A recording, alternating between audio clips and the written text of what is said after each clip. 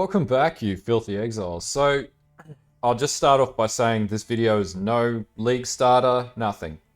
Not league starter. But, we're going to look at the new Trickster Ascendancy. In particular, I did balance the tree for Blazing Salvo, because I like Blazing Salvo.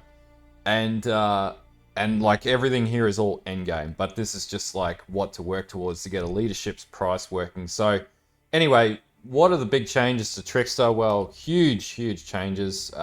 First of all, the nodes that I'm going to suggest taking potentially are Heartstopper. Polymath looks really awesome, and in fact, this build will take advantage of Polymath. And also Spellbreaker as well, and potentially Soul Drinker, but I'm not too sure what would be better, whether taking Heartstopper or Soul Drink is going to be better, because cast speed would make this build ridiculous. But anyway, so what are we looking at? Done some theory crafting here. And so what you'll be able to see in this tree, so this is a leadership's price tree. This is using the Trickster, Shadow Trickster. And I might actually do some build testing in the next few nights on the stream when I decide to stream. But basically what I've done is I've balanced an evasion side of the tree. So instead of doing it on this side, I've balanced it for evasion. And yeah, we're double stacking wands. We get to about 10.5 mil. And like this is juiced up. So we take away frenzy charges. We take away phasing, life tap, focused, onslaught. Pretty much anything that increases damage, we take it all away. We go 1 intensity if you really want to do that. And it actually gets quite good damage. So the reason why we actually have frenzy charges, we generate those on hit. But just an example, because a lot of people go, oh, you've got things ticked on. It's like, well, you do stuff as you kill things in the game. But anyway, whatever. So anyway, what this is basically showing is there's some real meat on this bone. And actually, the damage goes higher because this tree, we're actually using a Bottled Faith. And we're not accounting for, is it on consecrated ground? And if we use a movement skill, then we get up to 12.4 million DPS. Now, this is pretty face-melting levels of DPS for Blazing Salvo. And where the defense comes in, so there's no max block in this build or anything like that. And it does take advantage of the old Trickster Ascendancy. So, like, mean to say, like, this was always playable. To a degree. Now, is this going to be able to take Uber Pinnacles and things like that? I'm not sure. I don't know the answer to that. I haven't played this. I'm tempted to play it. The only skill that I've been able to balance into it at this stage has been Blazing Salvo.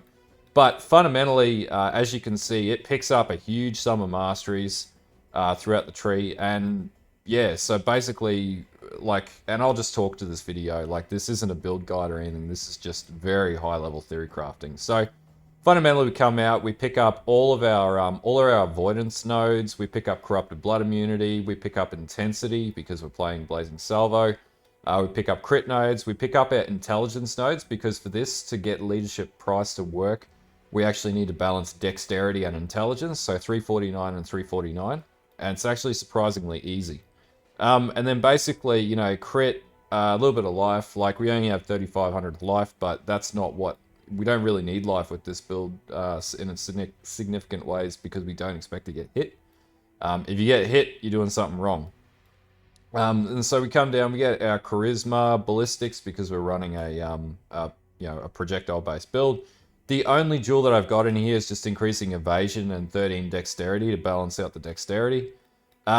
We pick up Revenge of the Hunted, so we're really focusing on maxing out spell suppression because we take acrobatics, which gives us spell dodge. And currently we get to 65% dodge chance with pretty mediocre gear. So we almost max out spell dodge, and evasion is at 82%, which can be higher. So it's got pretty high evasion. We run Wind Dancer, we're running Silent Steps, so if you do apply blind, you would be able to potentially level up and do more damage with more crit. We run Invitorate. Again, more spell suppression. More spell suppression. I believe this spell suppression mastery has actually gotten buffed to 12% for the 10% chance to gain or to suppress spells with boots, helm, and gloves that have evasion. We're running Survivalist to max out Cold Res. Heartseeker, you know, we're running the Nadir mode, and that's basically we're going to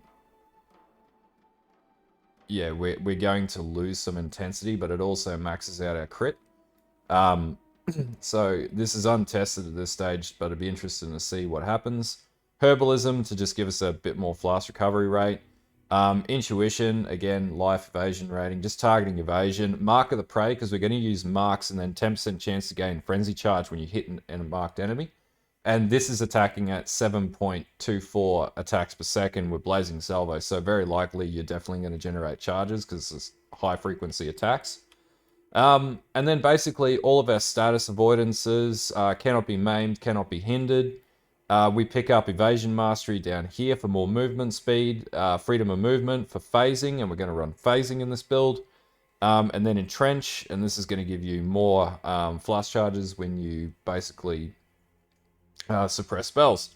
And 50% reduced extra critical damage from suppressed critical strikes. So pretty much the whole essence of this tree is it's built to balance out the dexterity factors. And it does use a pretty meaty Watcher's Eye. Like, we're running a Watcher's Eye with 40% increased crit multi with anger, 14% chance to suppress spells with grace, and 13% cast speed. And if we take this out, we lose like 900,000 DPS. So it's not too bad. It does drop our defense a little bit, but you know, we can live with that. So basically, this almost maxes out spell dodge, almost maxes out evasion.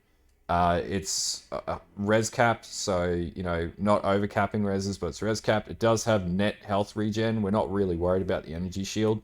It is running righteous fire because we do fire res cap.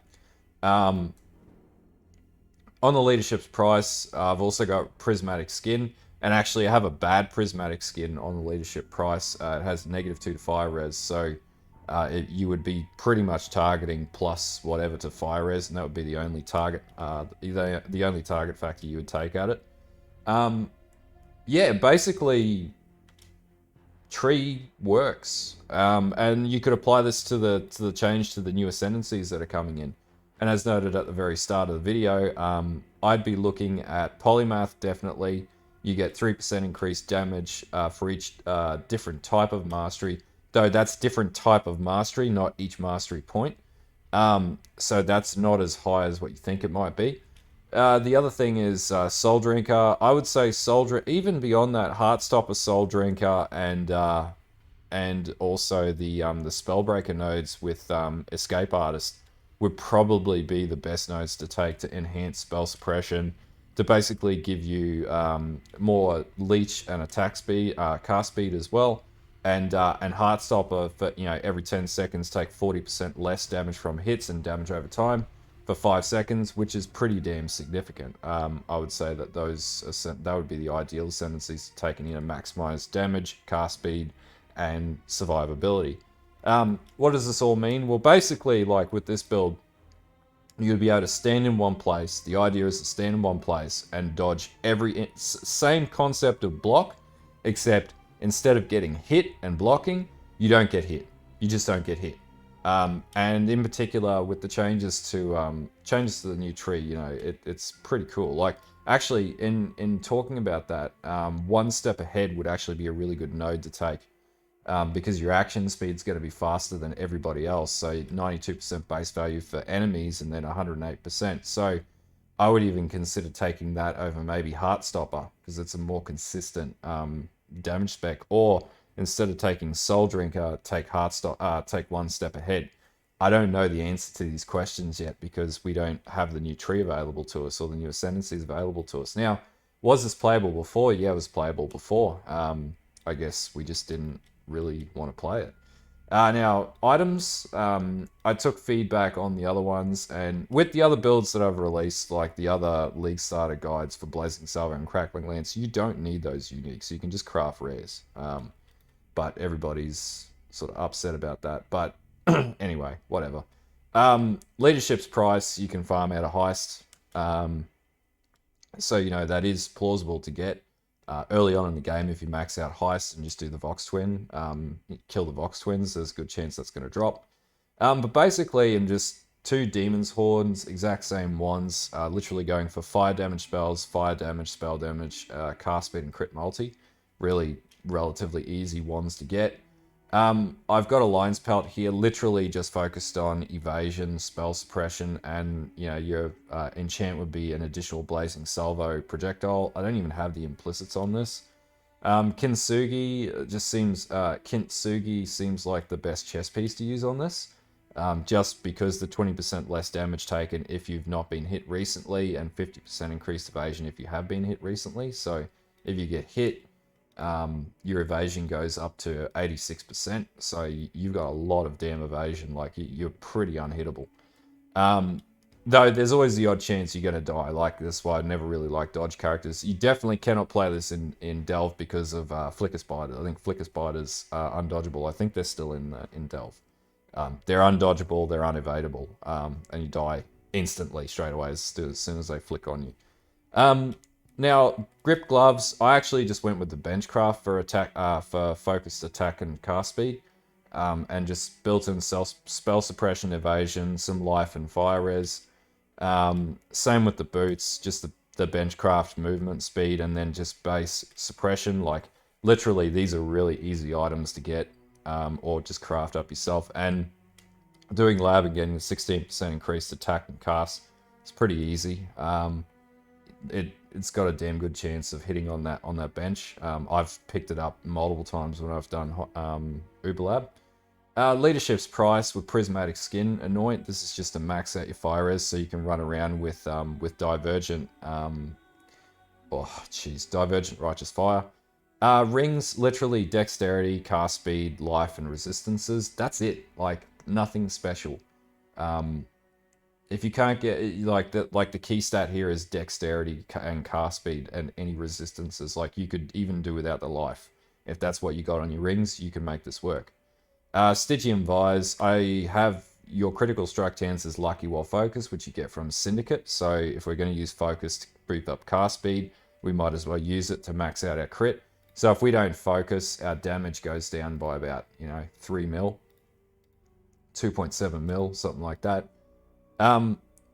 Now outside of that, we've just got a Hypnotic Jewel. Nothing crazy there. Fire damage to spells, flat fire damage to spells, and crit multi on life. And then we're just running Eternal Quartz Flask for more spell suppression, more phasing, Dying Sun, and then Diamond Flask to max out crit. So we want to keep maxing out crit as far as we can. I do have a Bottled Faith on this, but you can get away without a Bottled Faith. And then basically just a really shitty Viridian Jewel and the Nadir Mode Jewel, but you could take this out and you're not really going to lose too much damage out of the build. And the Watcher's Eye, like once you got that, like you would be able to pretty easily farm Uber Elder with this, with the amount of damage and the amount of evasion that you've got. It's unlikely you're going to die. Though, the big problem with this is the balancing and chaos res, but there's room in here to fit that if you are like min-maxing the shit out of this. But for anyone asking me about, can we have a tree for the Trickster? This is the tree that you would be able to get leadership price to work with.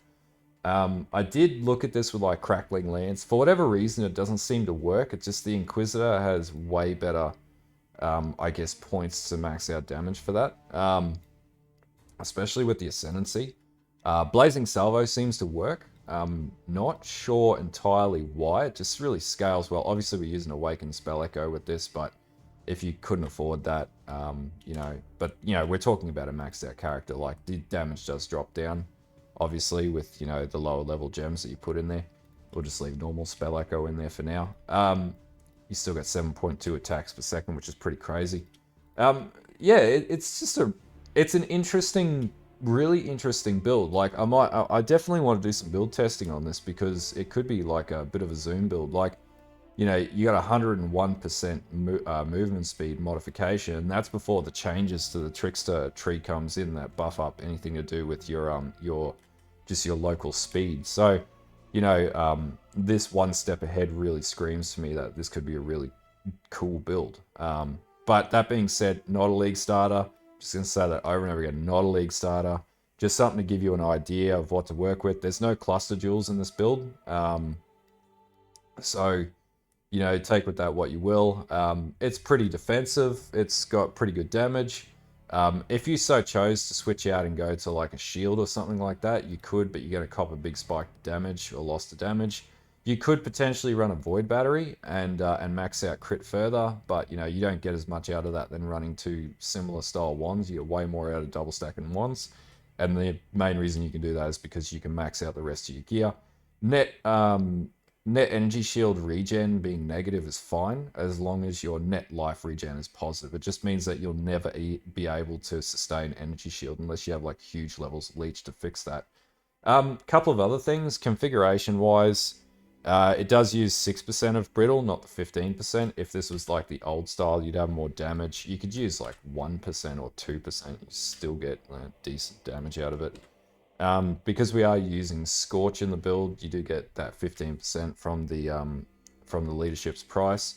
It does have Onslaught, Life Tap in the build. Onslaught comes off the boots, and obviously this is going to apply more so for mapping, less so for bossing. Now, if you did put on Adrenaline, you know, you could super juice this with the new Death Rush, so you could switch out one of the rings, balance some of the dexterity in the build out, and run that. If you had Tailwind Boots, again, you know, crazy damage. Yeah, pretty much pretty crazy across the board. Yeah, I mean to say, like, purely theoretical. I might test this over the next few nights because I'm intrigued by this now. You should be able to dodge pretty much most elements and avoid elements pretty much across the board, though there might be a little bit more balancing that's required for that as well. But anyway, yeah, if this build gives you some ideas on how to get the Trickster to work, especially for leadership's price, drop me a like, drop me a sub. I'm not going to put this in any curations or anything like that. Like, that's just a stupid idea. We just don't know enough about the new Ascendancies. They could be pretty shit. We don't know. But yeah, if you try this at League Start, you're crazy, number one. And number two, do it at your own risk. I'm not taking the blame for that one. For you having a bad League Start because you tried an Ascendancy that was unchecked and untested. But yeah, until next time, have a good one, and bye.